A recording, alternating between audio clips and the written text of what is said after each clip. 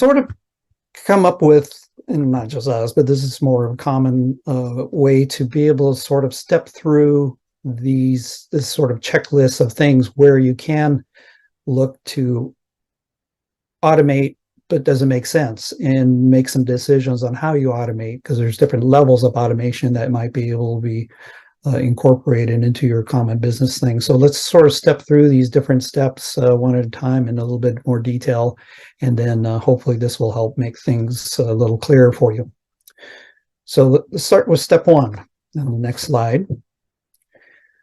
So as I mentioned, a lot of these business automations start with the actual business processes associated with that. So as I mentioned, orders is probably the number one thing. Obviously, that's what pays the bills. And this is why you have customers.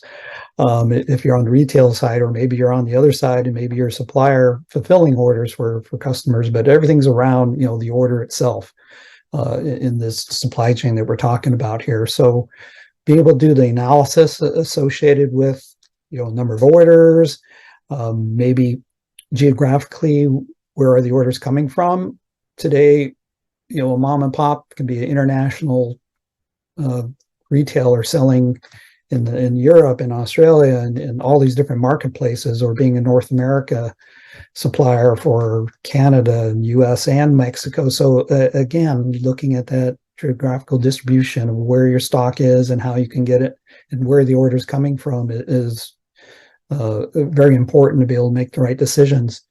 And back order handling too is another thing that we have conversations with, is what do you do when you have a back order? Is it a fill or kill type of situation where you just have to cancel the order? You have no way to actually fulfill that back order. So some of those kind of decisions need to be made as far as the handling. And then just how you fulfill multi-channel orders. If you have a centralized warehouse, all these orders are coming in. It might be direct to consumer. It might be your wholesale or B2B business too. So how do you prioritize who gets the orders first? And so those are kind of decisions that need to be made within your company. And then, as I said, that trickles down to how the automation and some of the things can be figured out. Around your catalog, I mentioned a few of these things. I won't touch on every one of these things, but as I mentioned, understanding your catalog, how things change, are there personalization of these items, and some of the other things that might add complexity to this.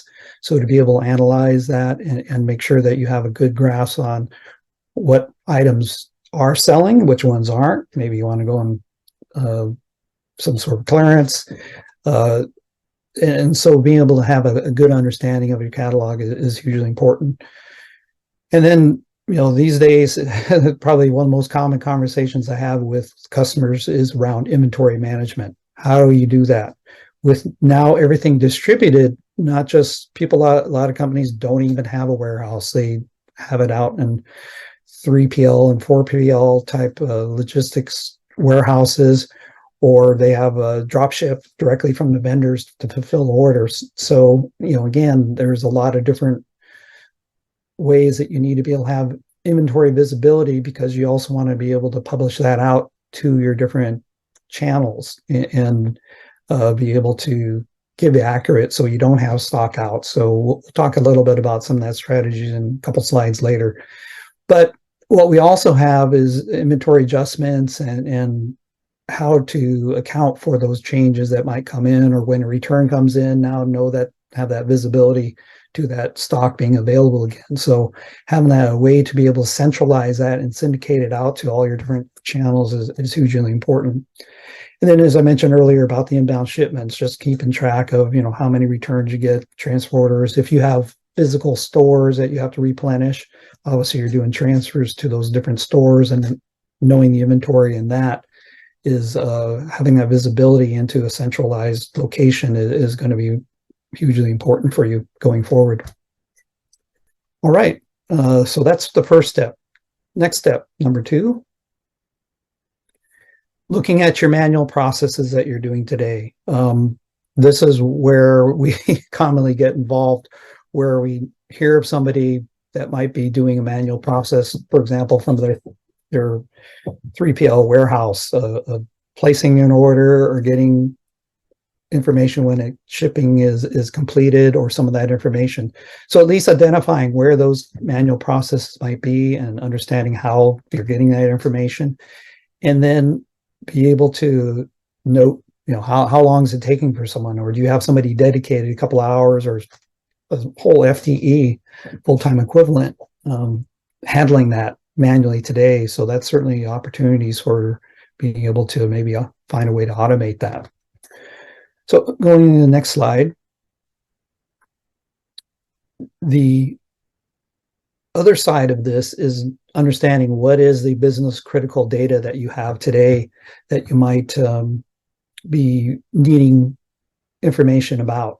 So as we talked about before, this inventory visibility, the kind of, well, not a buzzword, but it's been around for a long time, is just in time JIT, inventory, to be able to have that visibility across your entire supply chain, knowing where things are, and an ability to be able to make connections to those to see where the inventory is, where it's moving, where it might be in a warehouse or a store, and being able to then be able to syndicate that out is going to be very important to you to understand where are those choke points. As I mentioned before, Amazon has kind of changed the game for everybody, as far as now we as consumers are expecting 2-day delivery. It doesn't matter who you are. It doesn't have to be just Amazon. Other folks, to stay competitive, also have to be able to offer that. And again, I've been in this game a long time, and it still amazes me that we can place an order and get it shipped that same day and delivered on my doorstep. And that's kind of our expectations. So now to be able to handle that and have that removing the choke points associated with being able to achieve those kind of service level agreements that your consumers and also your wholesalers are also expecting too. Logistic carriers are also out there, as far as common carriers, and be able to provide the data visibility exactly where is my order. Now everyone expects to know that when it leaves the warehouse, where it's at, when am I going to get it, down to literally the hour when it's going to arrive on your doorstep. That type of visibility is something we never even thought about 10 years ago. We wished we could do that, but now it's commonplace. So again, those are kind of business critical things. If it's important for your business and staying competitive, then that's something you might look at automating. Replenishment, as I mentioned before, now that your stock is out in so many different places and they're doing your fulfillment for you, be able to stay up and know your lead times associated with being able to do that replenishment, and hoping that they can restock it and get those orders out and not lose sales because you don't have product. And obviously there's penalties that Amazon and Walmart and others will impose upon you if they do run out of stock on your products. And then another area is demand forecasting and planning. Again, we don't, to be honest, we don't see actually a lot of standalone demand planning applications. A lot of the ERP systems and order management systems have that built-in capabilities. What we are seeing is a lot of integrations to data warehouse solutions, and then having some business intelligence tools attached to that to provide that kind of visibility and trending that you might need to be able to get that. So again, the lot of thing we do as integrators is getting that information into a data warehouse so you can run those different BI tools. Like I did a quick little list of, in the last 6 months, of the BI tools that we've done integrations to, like Tableau, Power BI, Domo, Looker, Zoho, ThoughtSpot. Again, that seems to be the trend we're seeing more than just standalone demand planning applications. I mean, there's some great ones out there, but that's really the trend we're seeing. So again, that might be some good opportunities for you to be able to do some automation and integrations. All right, next slide. So real quick, here's just sort of an example of what we see as far as maybe doing a 3PL integration. And if you are doing manual processes today, there's probably some metrics that you can measure to be able to justify automating some of those steps and seeing how many hours are being spent by doing those manual processes today, and then looking at that as far as, okay, well, what would be our return on investment if we did automate this or provide a ways we're doing some integrations. And so there's just some analysis that can be done to, I say, help justify this and be able to get some bids out and know what's going to be your budget associated with that. So let's go to the next step. Step 4. As I mentioned before, there are different levels of automation that you can do. For example, we often see, if people have in-house capabilities, they might want to do a custom integration. A lot of applications provide open APIs or ways to do the integration. I mean, that's what we leverage as an iPaaS company. And so you might be able to build those out yourself if you have in-house capabilities. But there are a lot of challenges with that, or cons associated with having to maintain that code. When applications do their upgrade or change an API, you're going to have to make sure you do that. Some won't let you integrate unless you have certification with them. And so there's a lot of other things you have to consider if you're going to take that on and do that custom coding yourself. Now, a lot of application vendors do provide their own native integrations to different systems or to different ERPs. And so they do give you, some fast ways to be able to, leverage that and to be able to integrate it quickly. A lot of 3PLs have integrations to the most common web stores like Shopify and Amazon and others that they can just pull the orders out and start fulfilling it. And so that might be a way to be able to leverage and gain some automation quickly. But again, they're sort of one-trick ponies. They might not necessarily have the integration to your ERP or your order management system. And so you might want to, look at that. And obviously there's some other opportunities for you to do that. But it is sometimes difficult, or it might not meet your needs. And so that's something you have to sort of evaluate from your business process from the previous steps to say, okay, here's my most critical things. Does this vendor integration actually work? And quite often we find that people will come to us, even if they have a native integration, to help round out the solutions for you. There are some third-party point-to-point integrations that also might be an option for you. Or there's also, your traditional iPaaS, some of the older technologies that are out there to do integrations that you might have already in your infrastructure to be able to roll out some integrations using, integration platform as a service within the cloud and be able to have that. But what we like to obviously, we being Celigo, being an advanced iPaaS, there are a lot of advantages as far as, low total cost of ownership, faster time to value. And as we have a lot of pre-built connectors that allow you to be able to do that.